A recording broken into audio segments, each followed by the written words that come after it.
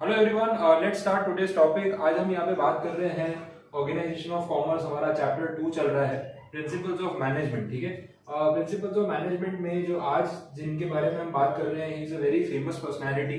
उनका नाम है हेनरी फेयोल। ठीक है, तो हेनरी फेयोल एक बहुत ही जाना माना नाम है। जब भी मैनेजमेंट प्रिंसिपल्स की बात होती है तो इनकी बात किए बिना जो है डिबेट खत्म नहीं होगा। ठीक है, अब हेनरी फेयोल की थोड़ी सी हिस्ट्री जान लेते हैं। ये फ्रेंच इंजीनियर थे, इंडस्ट्रियलिस्ट थे। ठीक है, और इन्होंने एक बुक भी लिखी थी, industrial and general management in the year 1916। ठीक है, स्टार्ट करें। सबसे पहले बोला है कि हेनरी फेयोल ने क्या किया, जितनी भी एडमिनिस्ट्रेटिव प्रिंसिपल्स होती है इंडस्ट्रियल यूनिट को चलाने की, उसको उन्होंने 6 पार्ट्स में, 6 एक्टिविटीज में डिवाइड कर दिया। ठीक है, तो पहले थोड़ा इसका ओवरव्यू ले लेते हैं। सबसे पहली जो एक्टिविटी है, it is called the technical activity. It includes the factory machineries and the activities related to production। ठीक है, तो टेक्निकल है तो आपको पता चल ही रहा होगा, मशीन्स, टेक्नोलॉजी, वो सब की बात होगी। तो इंडस्ट्री के उस हिस्से को यहाँ पे कवर किया जाता है। इसके बाद बात हो रही है commercial activities of commerce, purchase, sales, exchange of goods, वो सारी चीजें यहाँ बात होती है। फाइनेंशियल एक्टिविटीज में पैसों की बात, कैपिटल कहाँ से बोरो करना है, फंड्स कहाँ से लेने हैं, किसको कितना ब्याज देना है, डिविडेंड कितना पे करना है। ठीक है, तो वो सारी चीजें, लोन्स कैसे लेने हैं, पैसा जो कमाया उसको री इन्वेस्ट कहाँ करना है, everything should be discussed as financial activity. इसके बाद फोर्थ पॉइंट में बात हो रही है सेफ्टी। देखो, सेफ्टी में दो चीजें हैं, एक तो कंपनी की जो असेट्स हैं उनकी सेफ्टी, और एक सबसे important asset company, human resource, जो वर्कर्स काम कर रहे हैं उनकी सेफ्टी। तो आप देखते हो कोई इंडस्ट्री में सेफ्टी डिवाइसेस, सेफ्टी अप्लायंसेस कितने सारे इंस्टॉल करने पड़ते हैं। जैसे फॉर एग्जांपल, अगर आप, जैसे मैं अपनी बात कर रहा हूँ, मैंने अगर फिजिकली एक कोचिंग क्लास सेटअप किया हुआ है तो मेरे ऊपर भी उस चीज के गाइडलाइंस हैं कि मुझे भी ध्यान रखना है बच्चों की सेफ्टी का। फायर एग्जिट है, जो गैस एक्सटिंग्विशर्स जो है, फायर एक्सटिंग्विशर्स के सिलेंडर्स हैं, तो अगर कहीं गैस लीकेज हो जाए, कहीं पे शॉर्ट सर्किट हो जाए, कहीं पे आग लग जाए, तो क्या मेरे पास उसके लिए सेफ्टी डिवाइसेस हैं ताकि किसी को कोई हार्म या कोई इंजरी ना हो। तो इस चीज के ऊपर जो गाइडलाइंस है म्युनिसिपल कॉर्पोरेशन की, वो हमें फॉलो करनी पड़ती है, ऑब्वियस है। तो वो हर चीज के लिए है, इंडस्ट्री के लिए है। आप रेस्टोरेंट में जाओ, थिएटर्स में जाओ तो फायर एक्सटिंग्विशर्स लगे होते हैं, मॉल में जाओ, अच्छा पार्किंग में वाटर स्प्रिंकलर्स होते हैं, पाइपिंग की होती है पूरा, ताकि अगर कभी आग लगे तो ऑटोमेटिक पानी गिरना स्टार्ट हो सके।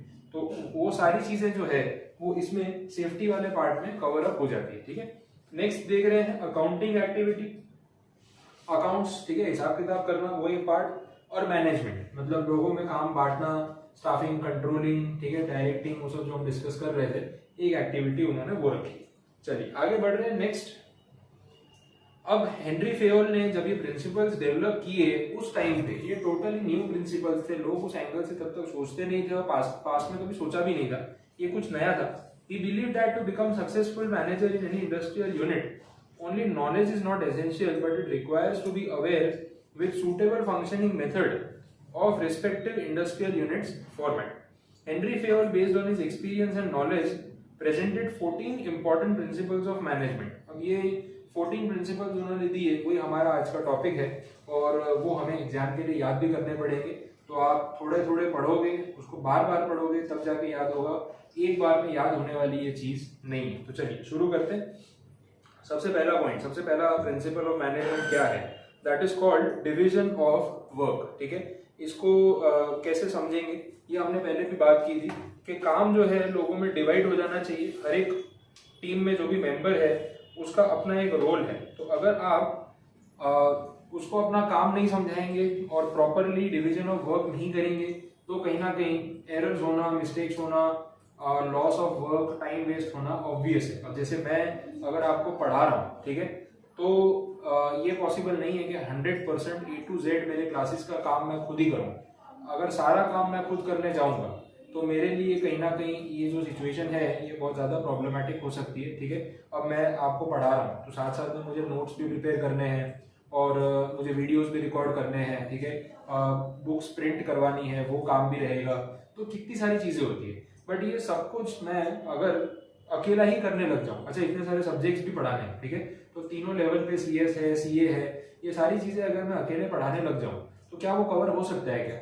ऑब्वियसली वो पॉसिबल नहीं। तो बस हम उसी चीज की बात कर रहे हैं यहाँ पे कि प्रॉपरली डिवीजन ऑफ वर्क बहुत जरूरी है और किसको क्या काम देना वो भी बहुत जरूरी है। मतलब एक बिजनेस में इतनी सारी चीजें करने को हैं, प्रोडक्शन का काम है, पैकेजिंग का है, सेल्स का है, डिस्पैचिंग का है, कौन से जॉब के लिए किस बंदे को रखना चाहिए, ये डिसीजन हमें लेना होता है एज अ मैनेजर, और ये डिसीजन ही अपनी टीम को आगे बढ़ाने में, कंपनी के फ्यूचर में बहुत ज्यादा कंट्रीब्यूट करता है। चलिए नेक्स्ट पॉइंट देखें, अथॉरिटी एंड रिस्पॉन्सिबिलिटी। ये बोल रहे हैं कि they are two sides of a coin, ठीक है। तो अथॉरिटी एंड रिस्पॉन्सिबिलिटी, अथॉरिटी का मतलब पावर, तो ये ऐसा बोल रहे हैं कि दोनों एक दूसरे के बिना इनकम्प्लीट है। अगर आप पावर की बात कर रहे हो, अथॉरिटी की बात कर रहे हो, और फिर आप बोलोगे नहीं रिस्पॉन्सिबिलिटी मेरी नहीं है, भाई तो पावर आपके पास है, जैसे प्राइम मिनिस्टर है कंट्री के, he has the authority, then he is responsible. आपकी अथॉरिटी थी ना डिसीजन लेने की, तो आपने डिसीजन लिया तो क्या हुआ, नहीं लिया तो क्या हुआ, दोनों ही सिचुएशंस में कहीं ना कहीं आपको रिस्पॉन्सिबल होल्ड किया जाएगा फॉर गुड और बैड जो भी फाइनल आउटकम आया, ठीक है। Whether be it that you made a mistake, और ये भी हो सकता है कि आपने कुछ बहुत अच्छा काम किया, दोनों ही सिचुएशंस में आपके ऊपर रिस्पॉन्सिबिलिटी आएगी। दोनों चीजें साथ में चलती है, यही यहाँ पे उन्होंने बताया। पॉइंट्स में क्या बोला है, when a person is assigned a responsibility for some job at same time power assignment is essential. अगर किसी को किसी काम पे रखा है तो उस काम को करने का पावर, डिसीजंस लेने का पावर भी उसको साथ में देना पड़ेगा, नहीं तो फिर वो काम ही नहीं कर पाएगा। डिसीजन सारे आप लोगे, पावर अपने हाथ में रखोगे, और बेचारे रिस्पॉन्सिबिलिटी उसकी। वो बोलेगा यार जब मुझे डिसीजन लेने का ही पावर नहीं है कि मैं ये काम अपनी मर्जी से कर सकता हूँ या नहीं कर सकता हूँ, तो फिर जब उसमें कोई प्रॉब्लम आ जाती है तो उसका रिस्पॉन्सिबिलिटी मेरी कैसे हुई, फिर वो भी तो आप ही को लेनी पड़ेगी ना। तो ये दोनों चीजें साथ में चलना जरूरी है। Next part, while assigning the power, different parameters like post, knowledge, qualification, experience, leadership skill, maturity should be considered। ये तो मैंने आपको बोला, काम देते टाइम देखा जाता है ना कि भाई जिसको जो काम दिया जा रहा है क्या वो काम कर पाएगा, क्या उसमें उतना पोटेंशियल, टैलेंट, एक्सपीरियंस है या नहीं। अगर नहीं है तो फिर उसको काम देने का कोई फायदा नहीं। क्लियर। नेक्स्ट पॉइंट में बोल रहे हैं डिसिप्लिन, ठीक है। अब डिसिप्लिन में क्या बोला है, देखो ऑप्टिमम यूज अगर आपको करना है अपने इक्विपमेंट्स का और कंसिस्टेंसी मेंटेन करनी है अपने रिजल्ट्स में, then it is very much necessary कि आप एक डिसिप्लिन मेंटेन करें। इंडस्ट्रियल डिसिप्लिन के अंदर उन्होंने बोला है कि जो एनवायरनमेंट है, काम काज की जो जगह है, वो एनवायरनमेंट के अंदर हार्मनी होनी चाहिए, रूल्स रेगुलेशंस का फॉलो होना जरूरी है। अच्छा, कोड ऑफ कंडक्ट फॉलो करना जरूरी है। आपने देखा होगा कि जैसे सपोज कोई बैंक है, अब बैंक की ब्रांच में आप चले गए तो वहां पे जो एम्प्लॉइज है, गाइडलाइंस होते हैं उनके या नहीं होते। अगर आप चाहते हो कि काम एफिशिएंटली हो और प्रोग्रेसिवली हो, तो हर एम्प्लॉय को छोटी छोटी चीजों का ध्यान रखना है। टाइम पे आना है, ब्रांच पे रिपोर्ट करना है, भाई 10 बजे का टाइम है कस्टमर्स के लिए, you are bound to reach by 9:30। अगर आप लेट आते हो तो फिर आपकी पेनल्टी लगेगी, हाफ डे की सैलरी कट हो जाएगी, ये सब चीजें होती हैं। यूनिफॉर्म आपको प्रॉपर पहनना है, जो बैंक का होगा वो फॉलो करना है कोड, फॉर्मल शूज पहनने हैं, वो सब चीजें होंगी। एक proper hair style decorum maintain करना है। आजकल वो होता है भाई लड़कों में भी वो बियर्ड है तो इतनी बड़ी दाढ़ी बढ़ा रखी है, बाल ऐसे लंबे लंबे कर रखे हैं। आप देखना प्रोफेशनल्स वैसा अप्रोच कभी फॉलो नहीं करते। यूजुअली उनको अपनी ऑफिस की वजह से clean shave, neat, tidy, proper hair जो है वो अरेंज किए हुए वैसे रहना पड़ता है। आप कैसे भी बन के आ जाएंगे तो आपका अटायर से ही पता चल जाएगा कि आप कितने सिंसियर हैं, ठीक है। तो सिंसियरिटी और एक प्रोफेशनलिज्म दिखाने के लिए ये चीजें, अपीयरेंस बहुत जरूरी होता है, ठीक है, दैट मैटर्स। अब मैं आपके सामने अगर पढ़ा रहा हूँ आपको, तो मुझे भी एक बेसिक अटायर फॉलो करना है। मैं फॉर्मल कपड़े पहनूं या फिर मैं टी शर्ट या ऐसा कुछ पहनूं तो भी ठीक है, लेकिन अब मैं अगर आप बोलोगे जैसे होता है बर्मिडा शॉर्ट्स या ये वो स्लीवलेस और वैसे सब कपड़े पहन के आ जाऊंगा, तो आप सोचोगे कि यार ये पढ़ाने आया है, गोवा घूमने गया है, बीच पे घूम रहा है, ठीक है। तो एक वो थोड़ा सा डिसिप्लिन मेंटेन करना हर चीज में जरूरी है, ठीक है।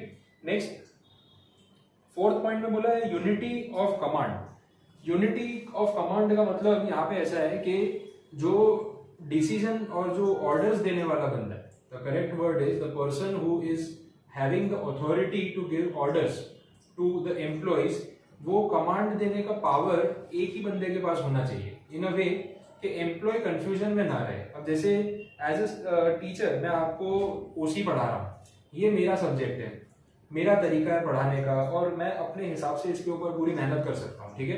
अच्छा, इसमें क्या होमवर्क देना है, क्या मटेरियल फॉलो कराना है, कौन से नोट्स देने हैं, वो डिसाइड भी तो मैं करूंगा ना। वो डिसाइड करने का राइट मैं किसी और को नहीं दे रहा हूँ। अच्छा, अब मैं हूँ, मेरे साथ और 2 टीचर्स हैं और तीनों ओसी पढ़ा रहे हैं या नहीं भी पढ़ा रहे हैं ना, तो मैं आपको कुछ और करने को बोलता हूँ, वो आपको कुछ और ही करने को बोलते हैं। तो मैंने बोला नोट्स में से पढ़ो, वो बोलते हैं टेक्स्ट बुक में से पढ़ो, तीसरा बोलता है कोई रेफरेंस बुक में से पढ़ो।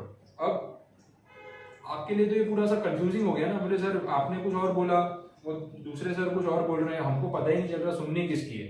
अच्छा आपकी सुनी और उनकी नहीं सुनी तो वो बुरा मान जाएंगे, फिर कैसे होगा काम।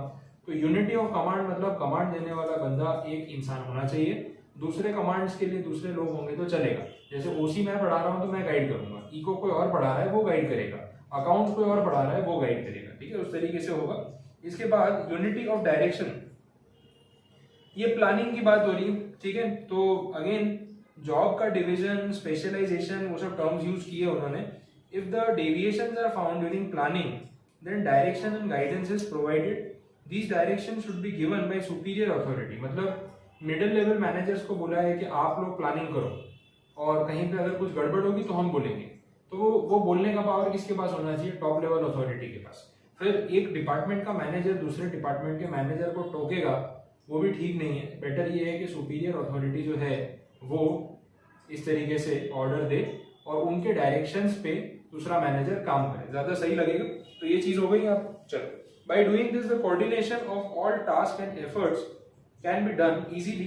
According to this principle, there should be only one superior employee group and this group should be doing job only for one person. जैसे डायरेक्टर्स का ग्रुप होता है, बाकी का पूरा स्टाफ होता है, उस तरीके का डिवीजन, ठीक है। नेक्स्ट पॉइंट, सबऑर्डिनेशन की बात करते हैं। Subordination of individual interest to general interest. अभी आप ही बताओ कि अगर कंपनी की बात है तो टीम वर्क है, कलेक्टिव मेंबरशिप है, कलेक्टिव डिसीजन मेकिंग है, कलेक्टिव मेजरमेंट्स हैं, तो किसी एक का इंटरेस्ट बेनिफिट ज्यादा मायने रखता है या पूरी कंपनी का टुगेदर इंटरेस्ट ज्यादा मायने रखता है, ठीक है। तो ऑब्वियसली मेरे हिसाब से मैं ये मानता हूँ और आप भी इस चीज को समझेंगे कि किसी एक के फायदे के लिए कंपनी नहीं चल रही है, कंपनी चल रही है सबके फायदे के लिए, ठीक है। तो जो कॉमन इंटरेस्ट होता है, जनरल इंटरेस्ट होता है, उसमें हमेशा काम किया जाता है और ये रूल हर जगह वैलिड है। आप जहाँ पे रहते भी होंगे आपके रेसिडेंशियल प्रीमाइसेस में, वहां पे भी ये चीज होती होगी ना, क्योंकि सोसाइटी का मैटर है तो सारे लोग या पूरी सोसाइटी का जिस चीज में फायदा है वो काम किया जाए, ना कि आपका अकेले का फायदा देखा। यहाँ पे भी यही रूल होगा। चलो, तो इसके बाद 7th point, half way down we are already here, 14 point से हम 7 पे आ गए हैं। रेम्यूनरेशन ऑफ पर्सोनल, ठीक है।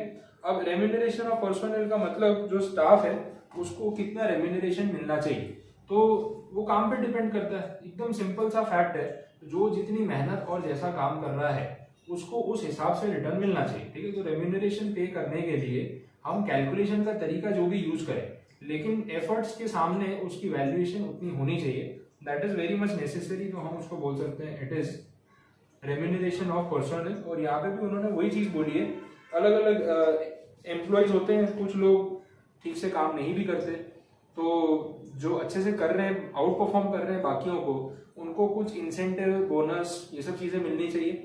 और उनको देख के कि भाई हाँ इंसेंटिव बोनस मिला, बाकी लोग मोटिवेट होते हैं क्योंकि उसने अच्छा काम किया ना तो उसको बोनस दिया, वो सिंसियर एम्प्लॉय है ना तो उसको बोनस मिला, चलो अपन भी सिंसियर रहे, आगे से हमें भी ऐसा कुछ मिलेगा। तो that situation is here covered in the point remuneration of personnel.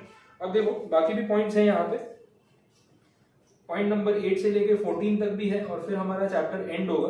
तो एक साथ सारे पॉइंट्स लेना मुझे ऐसा लग रहा है कि शायद आपके लिए थोड़ा सा हैवी हो जाएगा, तो आई डोंट वांट कि हम ये पूरे 14 पॉइंट्स आज ही कवर करें। जितना मैंने अभी आपको समझाया है वो 7 पॉइंट्स आपके लिए आज के लिए मोर देन इनफ है, क्योंकि एक साथ 14 पॉइंट्स याद होंगे नहीं और एग्जाम में अगर ये आंसर आएगा और आपको पॉइंट्स नेम करने पड़े तो याद तो होने ही चाहिए, तो थोड़े थोड़े करके पढ़ते हैं ना। अभी आप 3-4 पॉइंट पढ़ लो, थोड़ी देर बाद बाकी के 3 पढ़ लेना, फिर कल लेक्चर देखने से पहले आप 7 पॉइंट्स पूरे एक बार पढ़ना, फिर हम अगले पॉइंट्स पे जाएंगे। तो ऐसे धीरे धीरे अगले 2-3 दिन में ये पॉइंट्स आपको याद होंगे।